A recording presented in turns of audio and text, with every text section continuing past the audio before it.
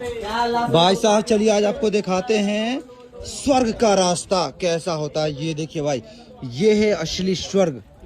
और भाई साहब यहाँ से आप सीधे देखिए, गिरने के बाद सीधे स्वर्ग में ही जाएंगे। क्या भैया?